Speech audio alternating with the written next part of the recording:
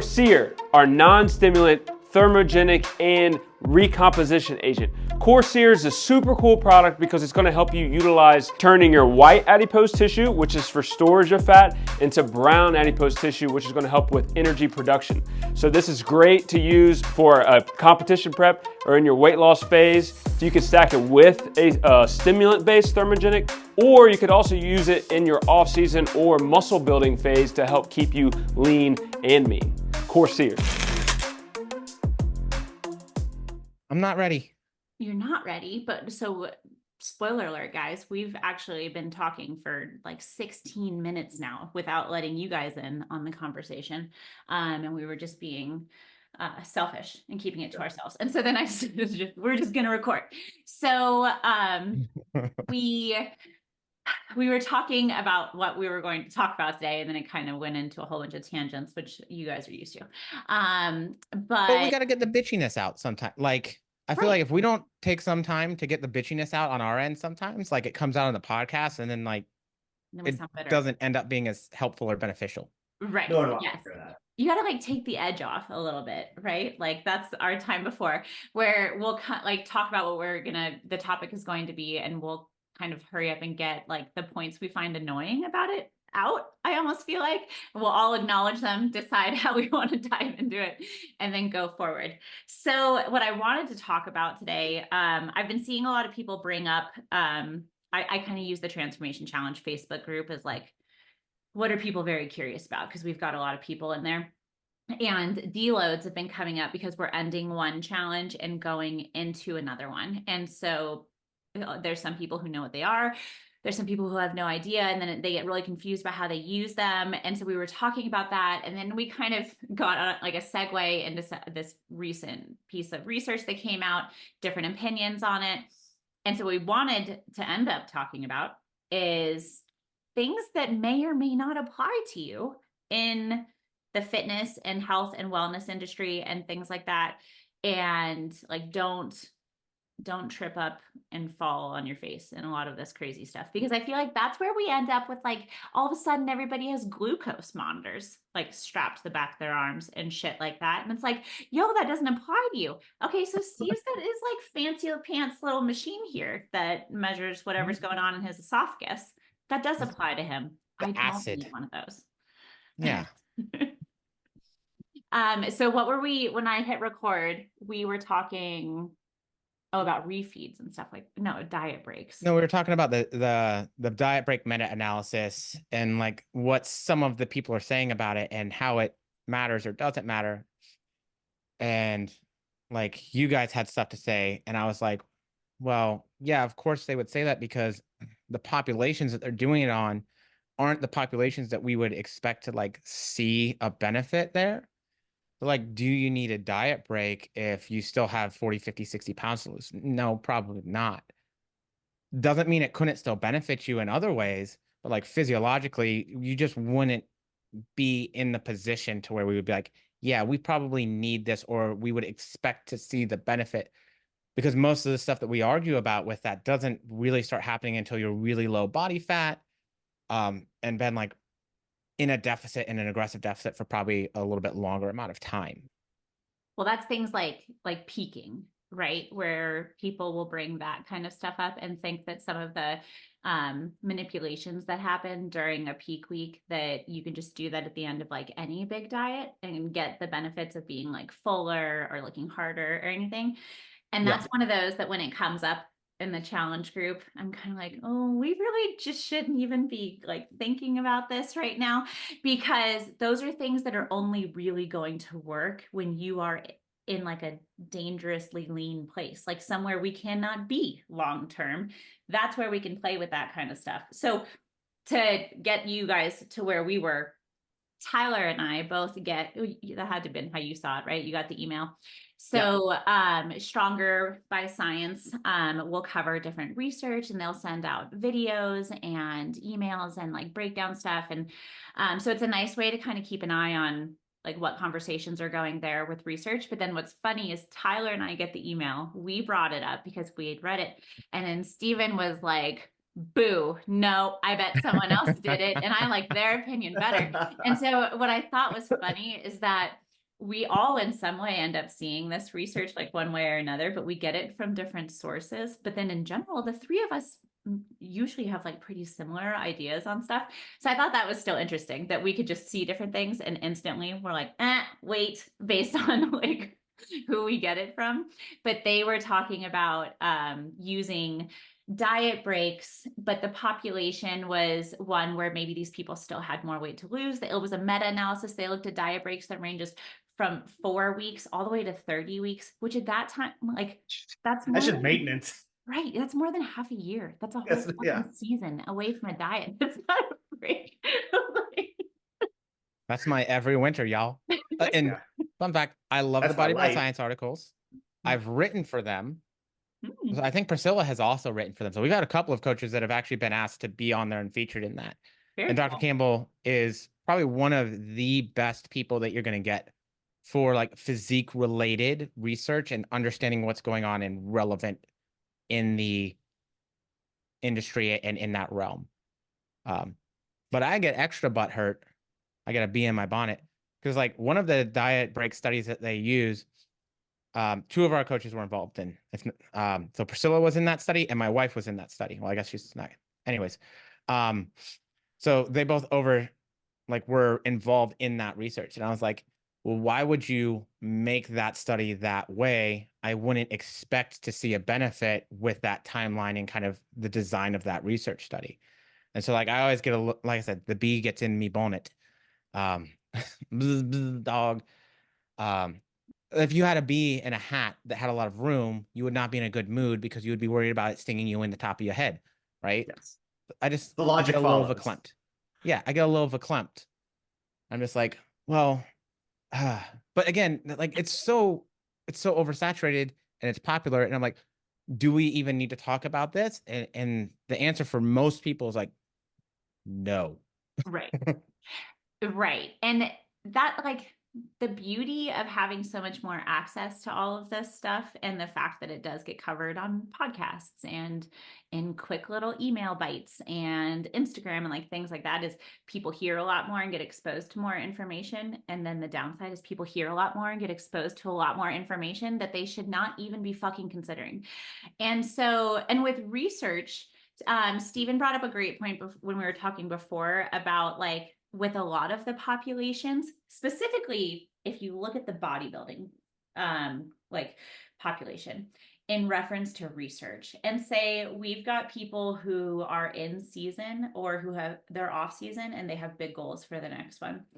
Do you really think that they are going to hand over their protocols to a fucking research crew that they haven't been working with and stuff like that and be like, yeah, I'm totally down for you to fuck everything up I've been working for in the name of science? Like, no, these people aren't routinely showing up. And so if somebody is like prepping and we want to find out like how does this work and stuff, there's going to be things that like those people just aren't necessarily showing up to be a part of the research. So then you have to expand it out. Or there's a lot of research that's done on just generalized health stuff and like how much when you're working through like your grad degree and like stuff like that, everything was on cardio. Everything was based on runners because you can strap them to a treadmill or you can put somebody on a spin bike, put a machine on their face and measure them there. And so a lot of the like responses to things and everything was gauged off of how it happens during cardio.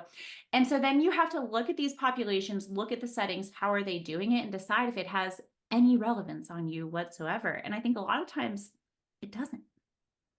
But like, it's not even just that. Because when we would recruit for studies, you go to the campus rec, and who are you going to recruit? And normally college age people. Maybe some people are overweight and obese, and maybe you have some stuff there, and maybe you don't. And like the idea is with research, you want to control as many variables as possible. Solid. If any of you guys are watching on YouTube, you saw Christina drool on herself. I know I dropped, so they use Pebble Ice at my Starbucks now, and it sneaks through it, the little hole, and I dropped ice in my pants. You gotta get the straws. Save the turtles, yo.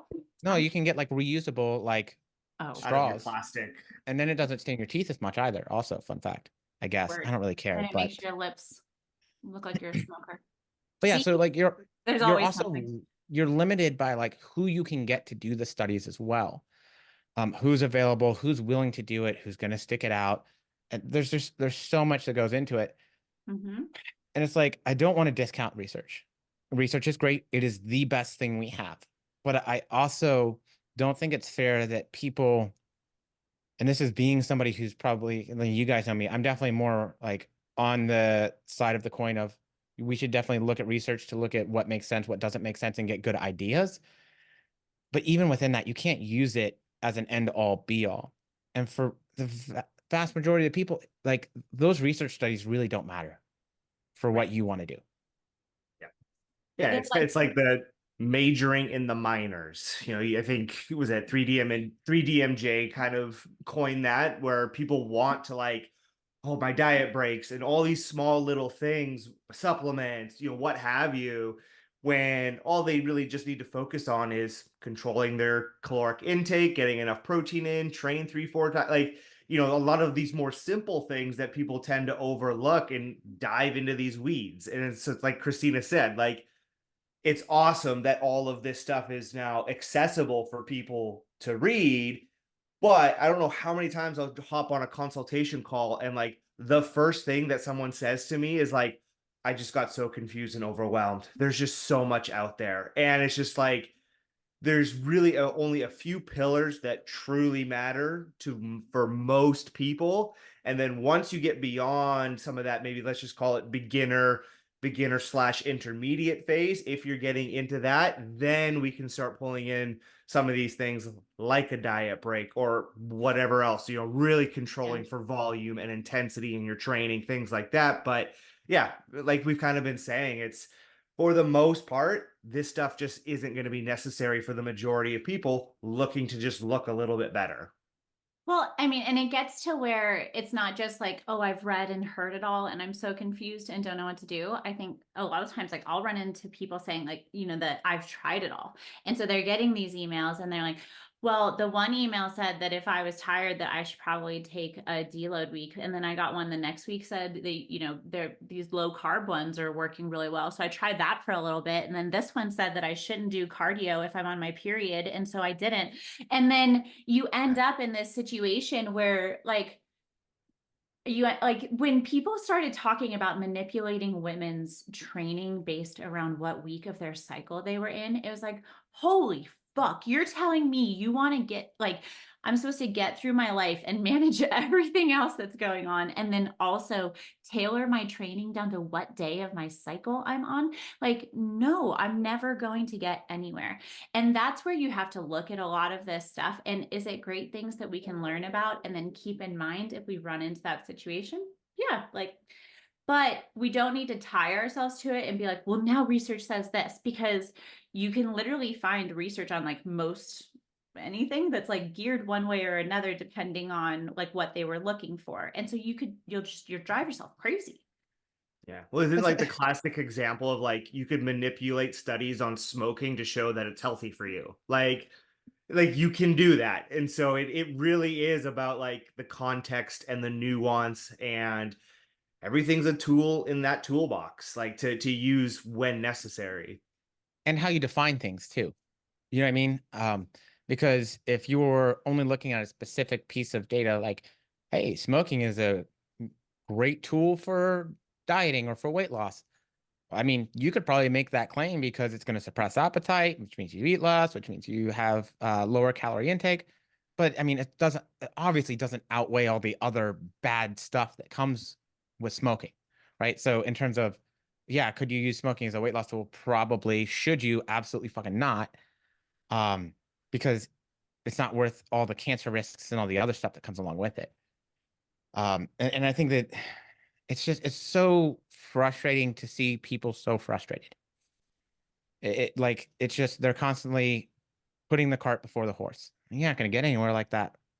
They're missing the forest for the trees. They're overcomplicating the process. Like keep it simple, stupid. The KISS philosophy. Like all these things are good.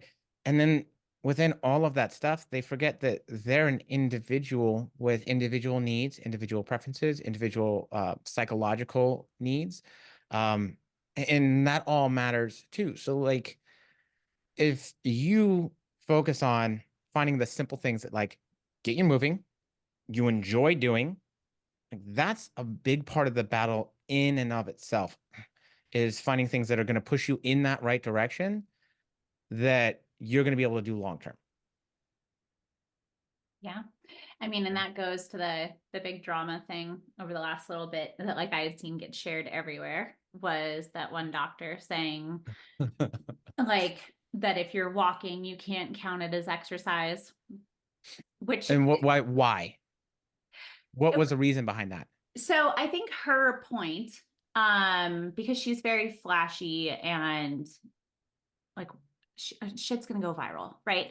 And it was Who dat? like, Do you well, know who it is, by the way? Dr. Gabrielle, how do you say Oh, it? Lions. Yeah. Like there's Yeah. a town here in Colorado that's spelled the same way, and I never know how to fucking say it. I feel like Leons. right. I just avoid these people. Right. But some of So them put out some good, like, and here's the she's thing, got the like some of protein their stuff thing. can be great. Yeah, she actually, so here's the thing though, and this is what like I worry about this all the time, being on a podcast or shit, even just sending like videos. And like, you know, when you start talking and you say something and then maybe it still just didn't come out quite right. If you listen to everything she said, it's kind of like the difference between exercise and training. And if you're like, hey, I just really want to lose 30 pounds, I want to change my life, I want to be super strong, I want to look fit and like all of this. And then I think her point was like, walking is not going to get you there. Like, is walking going to improve some health markers? Is it going to help you lose weight? Is it a great form of like movement and things like that? Yes. Are you going to go run a 3-hour marathon because you were walking, or be able to deadlift more, or like things like that? No. So she's very like train, like intensity and protein and like that stuff. It's almost like being controversial just for the sake of being controversial. In a sense. It's 100%. like, well, yeah, like walking will actually, help a certain population, a certain context out. Like I think I used this example before, but like I got a client just walking a little bit more and just paying attention to their foods. They lost 15 pounds and felt way better. Yeah. Yes, at some point, you're going to have to probably progress that. It's not going to last forever. You might have to do a little bit more, but that doesn't discount the fact like both things can be true. Like, But who is out there claiming that if you just walk more every day, you're going to run a 5K better? Or that if you just walk more every day, you're going to deadlift more weight? Like, who's making these claims? Because I've never seen anybody be like, yeah, walking improves your deadlift. Because it sounds stupid, because it's like they're two completely different things. Right. I'm sure you could find someone in this day and age to make that claim. I mean, while we were talking about the smoking thing, I was like thinking about it, and I was like, well, depends on how long you make that study, because I bet in 8 weeks, if we replaced somebody's all of their McDonald's and energy drinks and stuff like that, and we were just like, all right, instead you're gonna smoke some cigarettes, and then measured their stuff at the end of it, we might see some markers go down. Hey, and I mean, as soon as you quit, the body starts recovering. Right. So it's like within 10 years, it's like you've never smoked a cigarette. You're good to go. You know what? Her face was all over my Instagram. And then everybody was in the comments and engagement. And that's all I could think the whole time, was like, she didn't say anything monumental, but man, it got people fired up. But like we were talking about before, that there's some things that like we've said a million times and sometimes still need to be said, that if we are trying to do the bare minimum of exercise, which is perfectly fine if your goals are in line with what you're going to get from there, if you're doing the bare minimum, then you should expect the bare minimum results. If you want to be remotely close to somebody whose like life revolves around looking and performing a certain way and stuff like that, you're going to have to put in effort that's pretty close to that, or you're not going to pull it off. And so I think her point was more geared towards that. They're like, look, this isn't going to cut it if you're trying to have this physique. If you're trying to do this and that, then you can't count your walking. And I mean, I know I have to have that conversation sometimes with people who have never done like coaching and stuff before, where I'll say, okay, well, let's add in 20 minutes of cardio per day, or like something like that. And then I'll after, no movement for a little bit, if I dive in a bit more, find out, oh, well, I was already walking my dog for 20 minutes a day anyway. So I was already doing that. And then it's like, oh, wait, but then we didn't really change anything, right? Like no wonder we Right. didn't see any changes. And so it's just, I thought it was funny seeing that because it got so many people pissed off, and it was really just a very nothing claim. But I mean, like, that's why I like to keep the two separate, right? Like I keep walking, step count stuff as like your lifestyle activity. So maybe it's walking the dog, maybe it's mowing the lawn. It's stuff that's different. And cardiovascular stuff, it's like, all right. And I hate getting stuck on the heart rate thing, but it's stuff that like maybe makes your heart beat a little bit faster, gets you a Yeah. little bit of sweat going on, not necessarily because it's just hot out and you're doing something, but because the demand is a little bit more. Because otherwise, yeah, people can very well get confused. It's like, oh, well, I was already doing that stuff. Or, oh, yeah, I did my cardio and I just went out for a leisurely stroll or hopped on the treadmill at a 0 and went at, 2.5 miles an hour, whatever. I'm like, okay, well, because the entire point of exercise is like we get what we call diminishing returns, meaning if we start doing something, we're going to have to do more over time to continue getting response and results. And it's the overload principle, like 101 stuff. And so, sure, it works for cardio and for fat loss, and it works for weight training and for that kind of stuff. But like those are simple things. You don't necessarily have to overwhelm people with this idea of, okay, deloads and diet breaks and this and that. If you feel good and you can do more most weeks in the gym, you're probably in a pretty good spot. And when that starts kind of trailing off and you're not seeing things going as well, or maybe you're not feeling as good, then maybe we need to look at, okay, well, have we just been and run through the ringer? Have we been, dieting really hard? Do we need it psychologically? Are we just feeling burnt out? Like, then we can like dig in and maybe look a little bit more intently. But for most people, like, we're probably not at that point yet. I mean, I personally I don't like deloads. Like, I don't find I need them like very often. And then if I do, then I just take it that week. Like I don't think about it that much. Like, Yeah.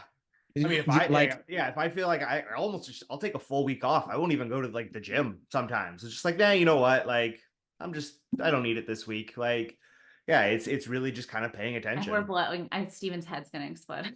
it is because you literally said, I don't like deloads. And then in the next breath, you said, I just do them when I feel like I need them, I don't which like means to have them scheduled. Like I've been doing Stronger by the Day, Meg Gallagher's like app for like since she put it out. And I love the training and stuff, but it happens so often where a deload week will come up where I'm like, no, this doesn't work with my schedule and I don't want this right now. And so then I'll do like a normal week of training and just go above and beyond what it's asking. And then eventually if I get to where I'm like, no, I can't do that this week, then I'll more auto regulate, I suppose. I think it's I don't like them in black and white. Yeah. but you guys know well enough Right. how to manage that stuff. That's different. Right. Like not everybody else does, because I've programmed deloads for people for a long time in my career, and I probably do a little bit less of it now.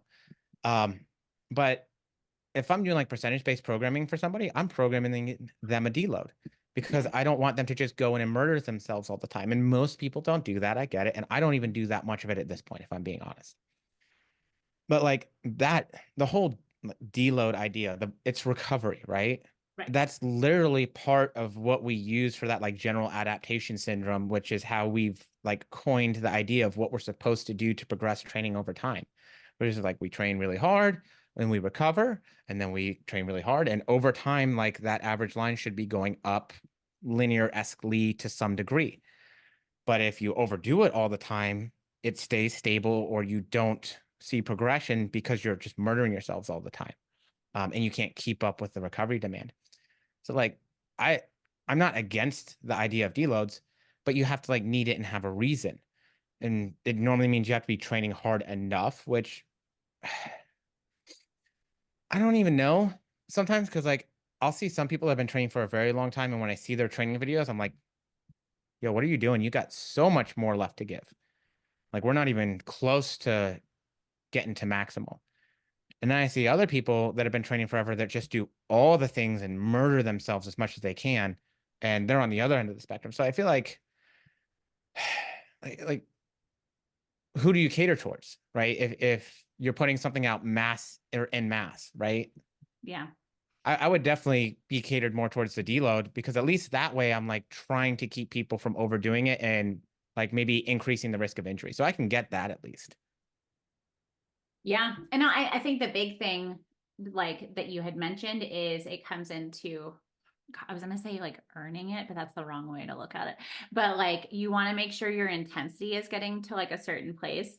And I mean, looking back, the last time I remember being like very thankful when deloads would come up was like last fall when I was getting ready to like retest my maxes and everything in November.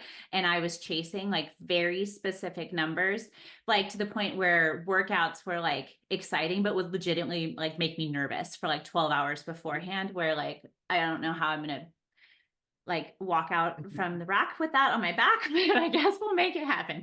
Like, or benching where like I never have a spotter and I just hope I don't end up on YouTube somehow. Like, and Jim this fails week was one of those. Instagram. I looked around for like a solid like 4 minutes trying to figure out who I was going to ask to come over and spot me. And it was just one of those where there was nobody that I wanted to ask. And so I was like, all right, maybe I'll just die today. And I like set up my phone and let Instagram record it, hope for the best. And so like then I was absolutely pushing everything into my training. And then every 3 or 4 weeks, I needed to take a step back and stuff like that. And for me, I think I know because of stuff like where I train by myself. And so there's certain things like I never am going to operate within a certain percentage of my 1 rep max for bench because I think I'm going to die. So I always am at like different rep ranges and stuff. And so I think the nature of just being like a working mom that has to put her like training, like, make it work when it can and stuff like that. I shy away from adding deloads in automatically because sometimes a week will just accidentally become one that I didn't mean it to. And so then I like to just put them like auto regulate when I need to with stuff. But I'm also somebody who's usually going to check the box if you give me one to check. So like you said, I mean, even within like my own head, that's why I have to have a coach to tell me what to do because I'll manipulate everything and make excuses for it. Yeah, it's like the answer to a lot of questions that we get. It depends. Like, well, like, what's the context? What's the situation? What are you thinking? Like, there's a couple of ways we could go. Here are the pros, here are the cons. Here what my recommendation would be based off of where you're at. Like, it is gonna be a lot of that. And I mean, just even like we were talking about diet breaks, and like most people don't need them, but like in some situations for maybe like let's just gen pop, not looking to compete, things like that, there is still that potentiality for them to be beneficial from a psychological viewpoint. Most people aren't used to dieting for 24 weeks, tracking their macros that diligently for 6 months, 7 months, 8 months. And so to be able to incorporate those things in to help get them or to help get more out of them, well, that's going to be a benefit. And so that's where it really comes down to that coaching and having those discussions with the client and seeing where they are at psychologically, where their recovery is, and all of these things that we would look for of, hey, you know what? I think a break might not be a bad idea. But even if it's for 3-4 days, let's just bring things up a little bit, get you feeling good, a little bit more food, and then away we go again. And you can do these every 4, every 5, every 6, like, and then it can again becomes very dependent on each case by case basis. But I think like, so, and here's my thing. What I would say is like, say you feel like you need a deload, say you feel like you need a diet break. Even if you're making great progress and everything, like what is really going to be the harm by bringing up calories a little bit that week or by bringing down training volume and intensity a little bit that week? What at most you lost a week of progress, Which isn't going to move the needle that much on anything.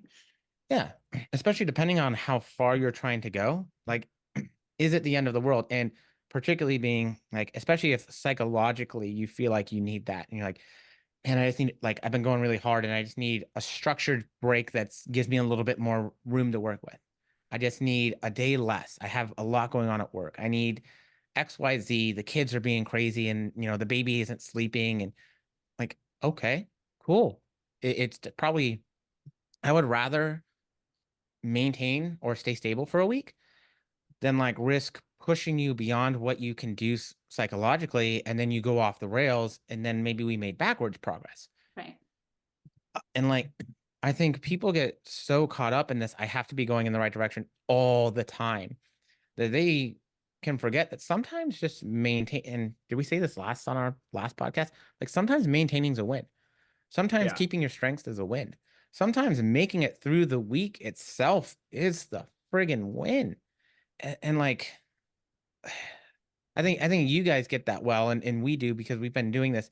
Because if you don't understand that, like, you are going to get burnt out, you're gonna lose the enjoyment of the process, and you're gonna end up somewhere where you didn't want to be, and probably, possibly, undoing a lot of the progress you made. Yeah. I think Yeah. like probably, and it's hard because when people who are newer to this stuff hear us talking about it when we've just been doing it for a really long time, and like it just becomes more intuitive, it like is probably frustrating to hear like with a little bit, but like to look down the road, if I was telling myself even like 10 years ago, like in my mid 20s, and at that point I had still been training for a really long time with stuff, like it's going to take a hell of a lot longer than you think, and like so long, and you have to find that joy and like the thing that brings you to it for when it does suck and you want nothing to do with it. But being able to find your comfort zone is far more important than being able to grind your face into the ground in the name of results. Because the clients I at this point, so I'll hit 4 years of coaching with Pro Physique this August, and I have like 6 or 7 clients that I've had from that first month like to now that have like stuck around the entire time. And the reason why they have all had such awesome progress over these 4 years is not that I mean, one of them we've like competed a couple of times and stuff like that, but she's maintained like in this fantastic place because when they travel, there's not this scarcity mindset of like, oh my God, I'm not eating in my kitchen. So holy shit, appetizers, entrees, dinner, like I want everything, bring it all out. They're not treating every vacation like it's a fucking free for all. They're not doing extra and then not telling me about it. They're very much living in this sweet zone. And like, even for myself, I'm surprised when I can go. It's been like a couple of weeks now, just accidentally, where I haven't been logging because work got busy. I'm getting closer to the race. So I'm just eating all of the time, anyways. We went on vacation and stuff like that. And like, it's still, I'll come home like a little bit nervous and be like, oh shit, everything did just stay because it was super even keeled. Still ordered like normal foods and had a little bit of fun stuff added in, but didn't have to go crazy. And everybody wants to hear there's this secret. You just have to do this one thing for 6 weeks. You just have to do this or whatever. But what you really have to do is the same boring shit over and over again for years and years, and then a couple more years on top of that. Like, Yeah, that's where it's at.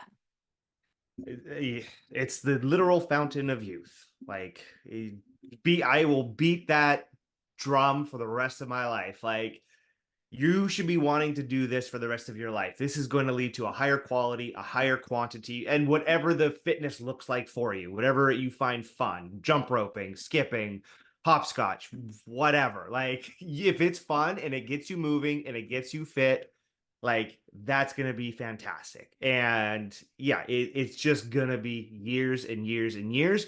But at some point, like, it just becomes part of who you are. Like, and like, it's just, then you don't even think about it at a certain point. Like, it's one of those things where it's like, yeah, you might have that brief thought of like, am I going to the gym today? But then it's quickly followed by like, well, yeah, that's just what I do. Like, that's just who I am. And hey, maybe it's not the best workout you've ever performed. You certainly aren't going to have an amazing workout every single time. Trust me. But you're still there. You're still doing it. It's still who you are. And it's just kind of then your lifestyle, and it's just incorporated into that. Or even if like the majority of the time the answer is yes. Like there's still going to be times where like, am I going to the gym today? And realistically, maybe you list off all the things that you have to do. You're like, no, I'm not going to go to the gym today. But that doesn't mean that I'm not going to go at all anymore. And I'm still going to make the next one matter. It's just not going to happen today. I'm going to share something that came in one of my check-ins from one of my guided coaching clients, because it literally made my day. And I think it speaks to like kind of what we're talking about, which is if you're going balls to the wall all the time, you only can do that you can only sprint for so long. Like, so finding something that's going to be manageable and realistic for you is super important. And so this is one of my guys that really checked in every week, asked questions, like really made it worth their time. They said, speaking of education, my goal for this challenge was to learn more about weight loss and to lose a few more pounds.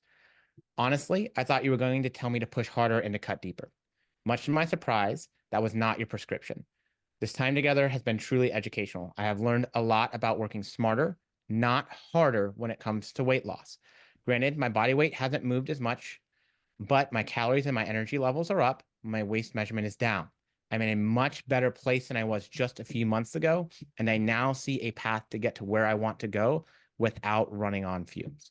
Yay. Boom. I love that you That's- have that because I have one that is so similar that I also pulled up like ready to go. That's another guided coaching person. And she had, so throughout our 8 weeks, she's been eating in like just the slightest hint. Huh? Oh, 12. Sorry. Our next one, Steven's telling me 12. Our next one Not is 8. 21 weeks. Right. My brain is melted with a new challenge coming in like 3 weeks. They're all the same. No, so she over the 12 weeks we kept her calories essentially the same, but she's been absolutely lifting her face off. And so her waist has come in 2 centimeters tighter, and she's been like, everybody's dieting, but I don't think I need to. Like, should I? And the whole time I've been like, no, let's wait a week and like just keep like kind of kicking the can. Why don't we just keep eating? Why don't we just keep eating? Yeah.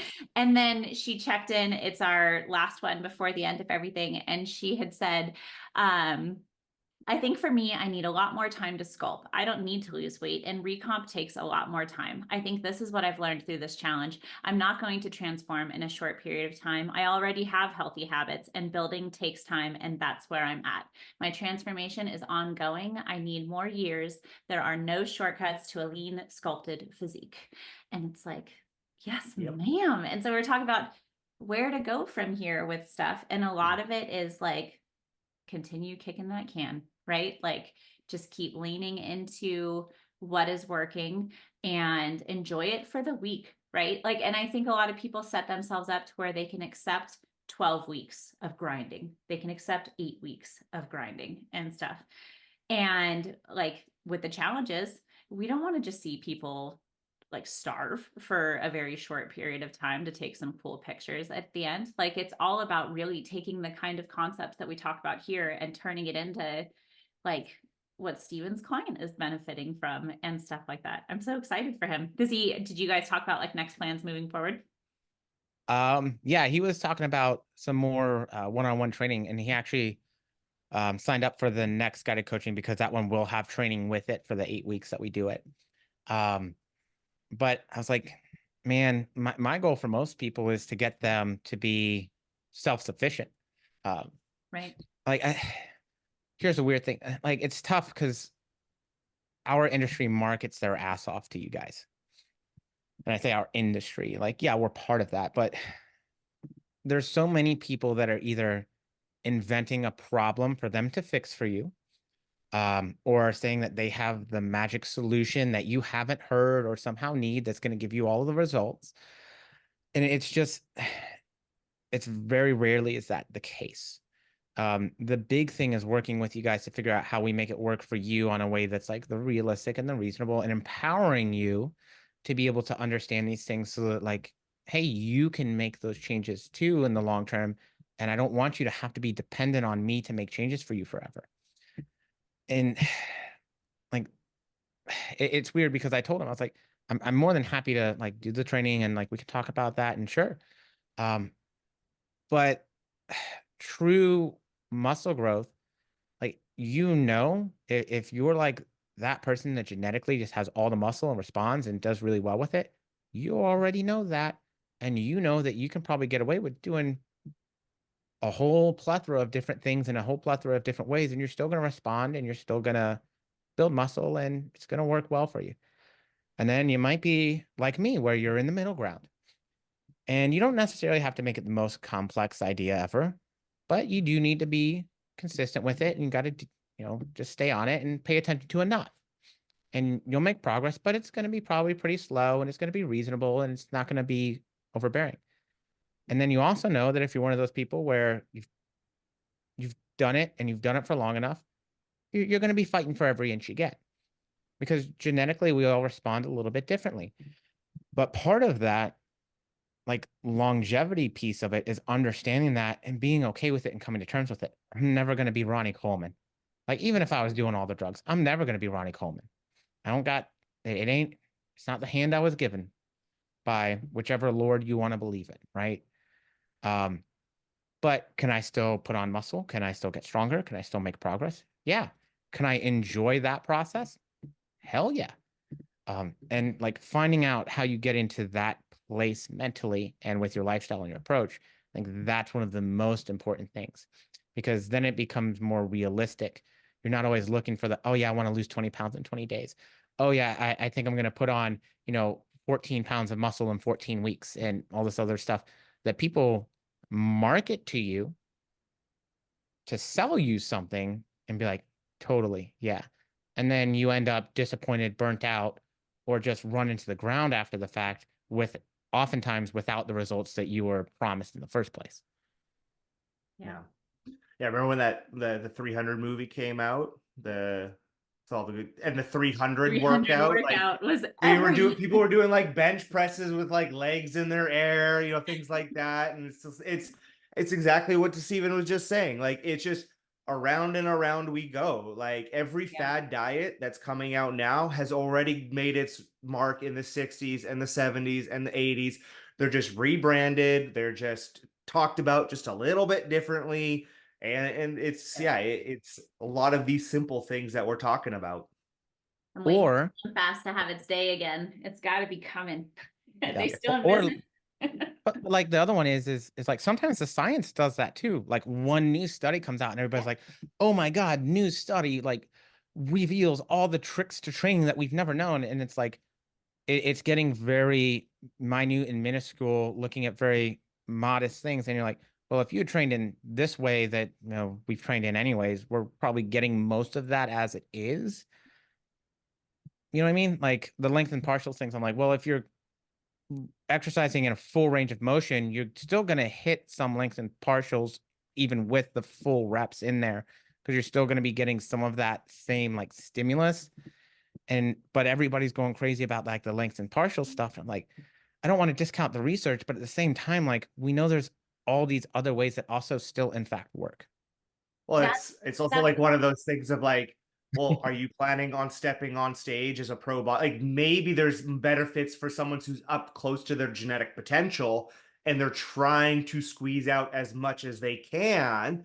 Then okay, like, let's get a little bit more complex and nuanced. But yeah, it's like, it's almost like the stretching thing too. I'm right. Like, it's like, if you're squatting in a full range of motion, you're lifting in a full range of motion, you kind of move, throughout the day, go for walking, probably enough for the most part, right? Like, for like, if you don't have specific injuries and things like that, then you need to see a specialist. But like, it's kind of that same idea of like, yeah, you know what? You're probably already doing most of that just normally. Yeah. Yes. And there are studies out there that will show like lifting with full range of motion preserves full range of motion. Also keeps you stronger within the entirety of the range of motion. Probably a good thing. Yes. Yep. That I saw that partials one and I was like, gosh, this is just like another crazy thing where like, I don't want, like, why don't we just move it the way it can move the whole way? Like, it just cheat seems reps. so much Those are simpler to cheat me. reps from like the 90s, to the cheat reps. Right. Like, And I'm like, no, stop it. That doesn't count. Like, if I see that out and about, I want to be like, sir, stop it. You're not leg pressing. No, so like length and partials would be more like, okay, say I was going to do length and partials with something like a fly. It'd be that point where I always feel You're like I'm just out stretching here. it and going to get Right. hurt, right? So like, there might be something to be said for like risk on that as well, especially again, if you haven't been in that, or like, That sounds like people getting hurt to me. If they're not like tendons used and to it, ligaments. Yeah. I hear ripping, I hear like overuse, or like somebody hurting something in the name of what, like a bigger like burn and pump like front. Like, that's where the TMI. Like that's what I'm going to call this episode. It's TMI. I don't need that information. I'm just going to do it normally. Yeah. It's just one of those things where I'm like, look, man, maybe for some people, but not for most, not Yeah. for most. And like, I mean, And it's not, that's not sexy, right? That's not sexy. It's not sexy for me to be like, yeah, that doesn't matter for you. you know who It's we not need to exciting. have on again is Adam, because he's out there still knee deep in producing research and everything. And like when it comes to topic selection too, of like what you're diving into, I'm sure they have to look at their research the same way that we have to think about podcast topics of like, okay, well, is this something anyone even wants to read? Like, is this something that they're going to think about and stuff? And you have to make it, I'm sure they have to think at least a little bit about that kind of stuff, like to a certain extent. And they have to get the same feeling of, aren't we talking about the same shit over and over again? And then you end up with, like, are we worried about length and partials and stuff? And that just isn't one that like I have started to wonder about yet. I feel like the difference when you're in research is like you're looking at fairly minuscule things for the most part. Right. I think some of Adam's research is actually kind of the opposite that he's involved in, which I'm going to be honest, I kind of love. They're looking at more of these like holistic, overbearing, Big like topics. Yeah. right. Instead of necessarily getting lost in the details as much, but like research is tough because one research study doesn't prove a thing. Right. It raises a question. It needs to be redone. You need to see the same things happening. And then you can start, like, it breeds more research. So, like, new research shouldn't change everything you do. It should breed more research. So then we can have, like, this entire body of research that might change what we do and how we approach things. But, like, they're so lost in the sauce. Like, they're supposed to be lost in the trees. That's almost what research is, right? Yeah. You're looking at these very minuscule things, but man, and I will say this too, because research is so specific, and there's so much jargon, I actually feel like for the most part, they don't give a shit what most people think or need. For some research, they're just like, because you're so into that one topic that you're like, yeah, but what about this chemical process and these two enzymes and how do they Right. like actually interact with one another, and what is The the actual matrix. mechanisms of making muscle grow? And it's like, okay, well, if you know that there's a lot of different things that you can do, that's where you can stay if that's working for you. You, as most people and me and I don't know, just about anybody, it probably doesn't matter necessarily what enzymes are doing what and XYZ, and like it's just too much, man. You're overburdening yourself. So my favorite episodes are when we do have Adam on and he gets diving into his research and his brain instantly transitions into that mode, and you'll let him go for about 2.5 minutes. And then you're like, speak English. But that was like a problem for me when I was in grad school, and like, so I remember we had there was some opening up for one of the old like macro tracking app algorithm things, and I didn't write scientifically enough for it. Because when you write papers, you literally have to write that way. Like otherwise, nope, it's not getting accepted. Bye, sucker. Like it's not going to get published. And that's really what, like, you want published articles. So like it's all like wrapped up to be in that same thing, which it just makes it tough on your everyday person and people like, dude, even sometimes me reading articles. Like when I get into an endocrinology journal and start reading articles on stuff, like, Right. it probably takes me 3 or 4 times Google. as long to truly understand that on a decent level, because I have to go Google stuff and I have to figure out what this word means, or like, that shit can be hard. So it's really not what I would say for the vast majority of it meant for anybody and everybody to understand and be easily accessible to and garner stuff out of it. It's almost like gate kept, which is an absolute shame. But that's the fun part though about like these different services that we talked about today, where we get access to different stuff because we're not logged in anymore to like being able to just pull up research the way we were when we were in school and stuff. And so I rely on those to send it to me because I can't just log in, type in a topic, and then go through everything I want to read. And so what's fun with these is like we talked about, a lot of them will be kind of the same stuff, but I'll get a list of what's come out recently, see what looks interesting, or like, hey, that looks relevant to my clients, I should go read that, read the quick little blurb, and then if I still find it interesting, I'll dive into like the whole thing. And so what's nice is they're making it more accessible, and I think it's one of those things that comes with practice, is like reading that stuff. But they're making it now where they do have like better abstracts, or they have better summaries and like things like that, so you can get kind of a gist and then dive in more. But even then, like, I can interpret a study different than you. Oh yeah. By reading the exact same stuff and having different like biases and confirmation bias and all this other stuff. I do love that, like, there are some really good ones like the Mass and the Body by Science, and Alan Aragon puts one out that's like great also. Like, that's the one I subscribe to. I do absolutely love that they are making it more accessible and more digestible for most people. Yeah. Because I think that is the next kind of step for a lot of people that are trying to understand and trying to read and trying to figure these things out. But the other thing that I like about that is a lot of these, they're not giving you necessarily hard answers. Right. And again, that's what people hate. Like, we all want the yes or no, do this, do that. Like, I don't want necessarily to have to think about everything, but like, what empowers me? Critical thinking, figuring out what works for me, and building my understanding and knowledge base for myself through experience. Yeah. I mean, I think with it, diving into this as a true lifestyle, like learning more has to become a responsibility that you take on. And like, if you don't, then I feel like you're gonna continuously half-ass to like a certain extent if you don't put a little bit more effort into understanding at least the way that like you're doing stuff, or why. And like with coaching, that can be asking the questions you have and things like that. Like, that's a big piece of it. Our Stephanie, who we had on the podcast like 6 weeks ago, her and I were talking this morning about one of her guided coaching clients, and I think she said he was 73, and he That's awesome. killed it. Okay, she sent me his stuff. She just like wanted to brag on him, and he did it without technology. He did it without things like social media or YouTube, or he didn't even use like an app or anything like that. Came up with like his he old schooled it, and it was amazing. And but like, what I loved was when she was gushing about him, she was like, he came to like every check-in with a list of questions, and like, am I understanding this correctly? Is this how I should be doing this? And that's the thing about coaching, right? Is that there has to be that. Like, football players don't just show up to practice and then they're done. They go home and they study and they do other lifting and they do mobility and they like all of this other kind of stuff, so they can be great at that thing.